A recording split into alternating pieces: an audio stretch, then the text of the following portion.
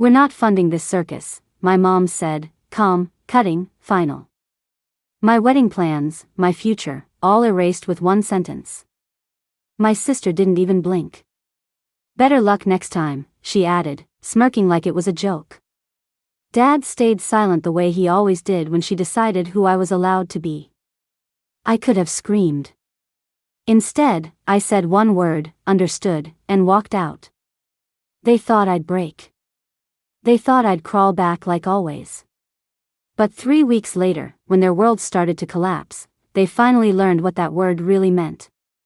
And it began with a single phone call. From the outside, my family looked like the kind people envied. Brick house, polished smiles. Sunday dinners no one dared miss. But inside, every laugh came with a rule attached. My mother, Carol, built our lives on control, how we spoke, dressed, dated, even what we dreamed. My father, Robert, followed her lead, the quiet echo behind every decision. And my sister, Shannon, she could do no wrong. When we were kids, I wanted to design dresses.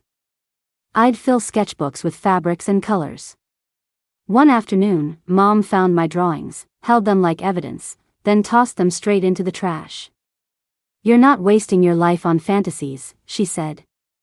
My father just stood there, nodding like he agreed. That day, I learned silence could keep the peace. Years passed. I became what they wanted, an accountant. Steady, safe. Shannon went to college for marketing, creative enough to sound respectable. When she opened her boutique, Mom threw her a party, boasting about her daughter's vision. I remember watching them toast under string lights, Mom's pearls glinting as she said, "You've always had flair." Flair? The word still stings. Mine was never allowed. Then came Eric. I met him at a community fundraiser, the kind of event my parents called small-town nonsense. He worked for a nonprofit, mentoring kids, laughed too easily, asked real questions. With him, I felt seen, not as a project, but as a person. The first time I brought him home, Mom's smile froze halfway. So she said, "What do you do?" When he explained, her lips curved into something polite but cold. "How admirable," Dad muttered. "At least he's kind." Shannon just whispered, "Ambition's optional, I guess," and giggled. For 3 years, Eric stood by me through their quiet judgment. We planned our wedding carefully, responsibly. The Ivy House, beautiful but modest, was our dream venue. We saved every dollar ourselves. When Mom offered to help, I thought maybe she'd changed. She said she wanted the best for me. I should have known better. That morning, when she called me back to the house, I thought it was about flowers or catering, not war. The moment I walked in, I felt it, the tension, the silence before the blade. She stood by the fireplace, arms folded. Shannon sprawled across the couch, scrolling through her phone. Dad stared at the rug. "We're not funding this circus," Mom declared. "Better luck next time," Shannon added without looking up. The words hit like a slap, sharp, humiliating, deliberate. I felt heat rise behind my eyes, but I didn't let them see it. I straightened my back, nodded once, and said, "Understood." The room went still. Mom blinked, confused. Shannon smirked, sure I'd given up. But what they didn't know was that silence was no longer my surrender. The drive back to my apartment felt endless. The sky hung low, gray, and heavy, the kind that made the world look smaller. My phone buzzed the whole way, Eric calling, but I couldn't answer. I needed the quiet, the hum of the road to steady me. By the time I reached home, my hands had stopped shaking, mostly. The invitation sat on my kitchen counter, cream paper, gold trim, our names printed side by side. I stared at them for a long time before sweeping the whole stack into a box. It wasn't anger yet, just numbness. The kind that sits in your chest like a stone. Eric showed up that evening, his face worried but gentle. "What happened?" "They canceled it," I said flatly. He blinked. "Canceled?" "They can't just," "They did. Called the venue, the florist, everything. It's done." He stepped closer, searching my face. "Do you want me to go talk to them?" I shook my head. No. This time it's my turn. Later that night, I found myself flipping through an old drawer. At the very bottom was my high school sketchbook, the one Mom had thrown away years ago.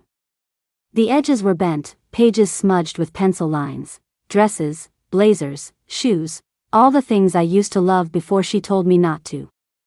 I traced one sketch with my finger and felt the burn of something I hadn't let myself feel in years. Defiance, the word understood echoed in my head. It used to mean surrender.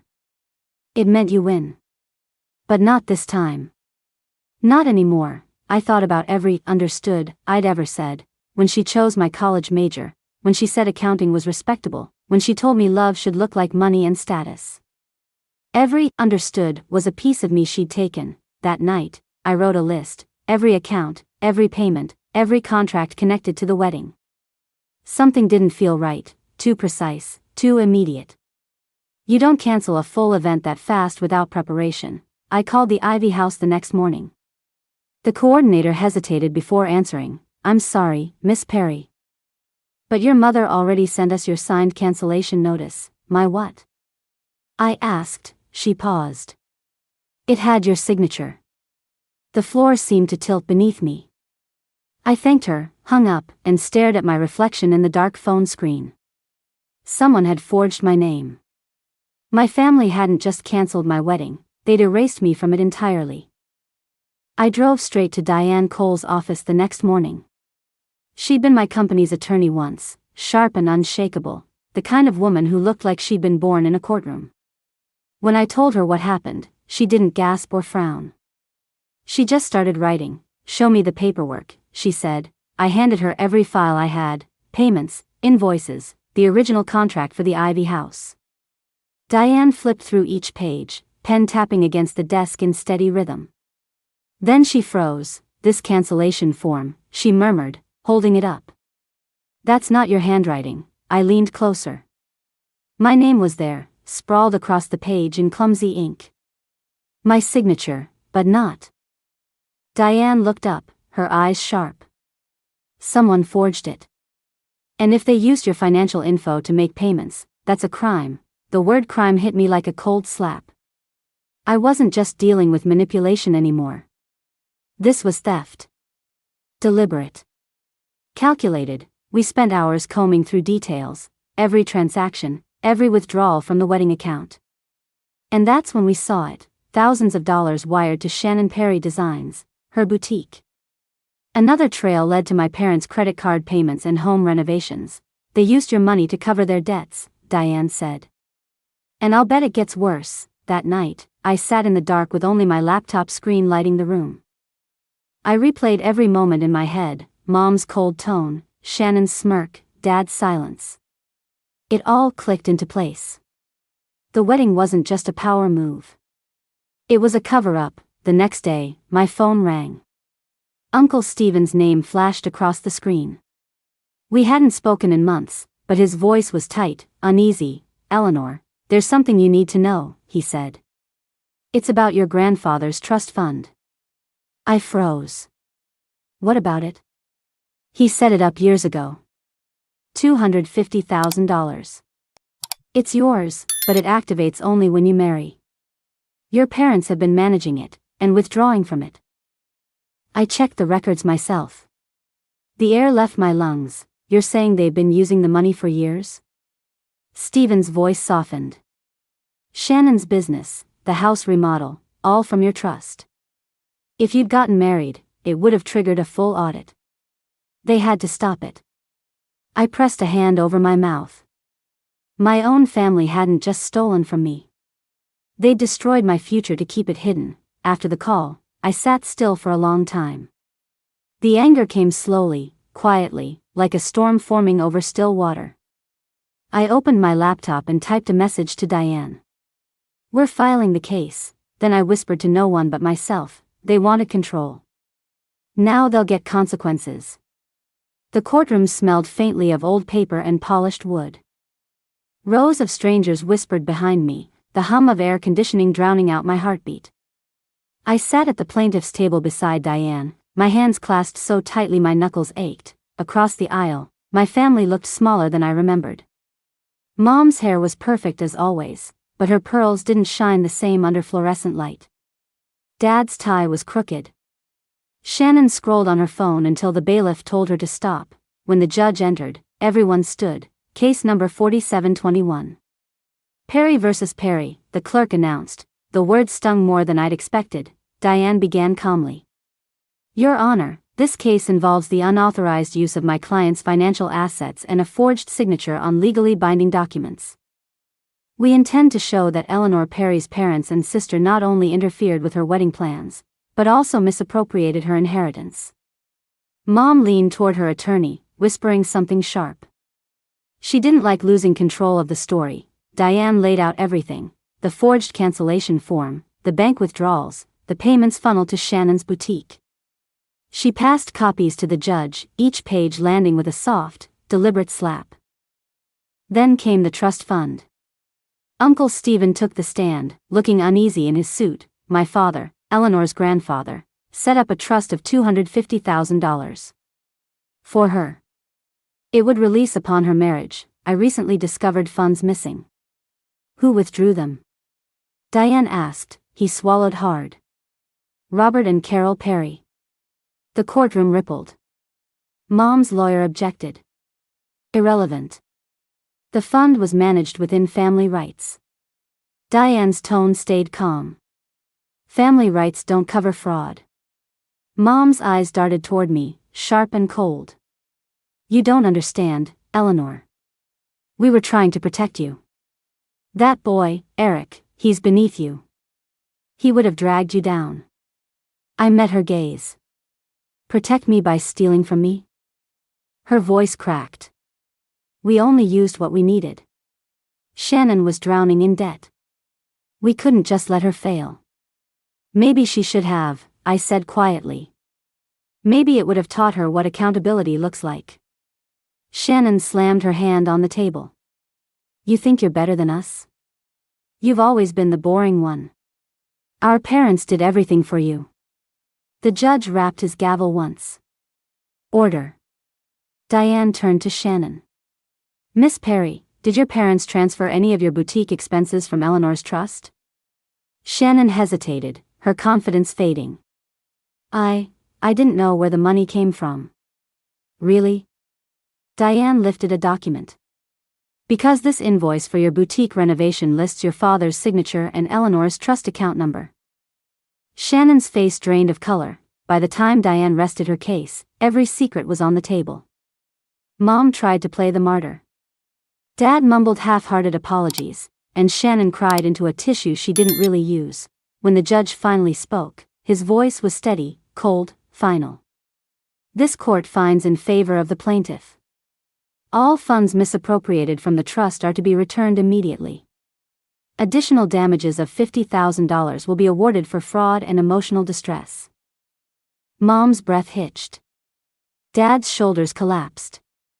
Shannon stared at me with pure disbelief. I didn't smile. I didn't gloat. I just exhaled for the first time in months. Outside the courthouse, the sky was clear, a rare blue that felt almost staged. Reporters weren't there. No crowd, just quiet. Diane turned to me. You did it. I just stopped them, I said. That's all. A week later, I stood at the Ivy House again, the same archway where my mother's words had haunted me. But this time, it was mine. The garden lights flickered softly, tables draped in white linen, simple and elegant. Eric waited at the end of the aisle, his tie slightly crooked, his smile unwavering. Owen waved from the second row. Uncle Stephen gave a proud nod. And Diane, who never smiled much, actually did. When the music started, I felt my throat tighten. No mother adjusting my veil, no father walking me down the aisle, just me, walking myself. Every step felt like reclaiming something stolen. As I reached Eric, he whispered, "You okay?" "I'm more than okay," I said, and meant it. We said our vows quietly, not for show, not for anyone else. The officiant pronounced us husband and wife. And for a moment, all I could hear was the wind through the ivy and the faint sound of laughter. Real laughter. After the ceremony, I slipped away for a moment, standing beneath the same oak tree where I once cried after everything fell apart. I looked up at the lights and thought about how silence had become my weapon. My mother once called my wedding a circus. Now it was peace. Inside, music and warmth filled the air. Eric caught my hand and pulled me to dance. The world blurred, faces, lights, all of it. When the night ended, I wrote one last email. Simple. Clean, Carol, Robert, Shannon, the court showed who you are. I wish you the best, but this is goodbye. I hovered for a second, then hit send. Outside, crickets hummed. Eric wrapped his arm around me, and for the first time in years, I felt free. The phone buzzed on the counter while I folded laundry, cooked dinner, lived my life. Every vibration felt weaker than the last. Then came the voicemail that made me pause. Mom's voice, brittle and tired. Your father lost his job. Shannon's boutique. It's gone. We're trying to start over. We need help. I stared at the wall, not angry anymore, just hollow. They had taken enough from me. I later heard the full story. Dad, laid off after a scandal. Mom, working part-time at a department store. Shannon, drowning in debt. The same people who once dictated my life couldn't even keep their own afloat. One night, the calls started again, back to back to back. The screen lit up with their names. I picked it up, typed slowly, and sent one text. The circus is already full.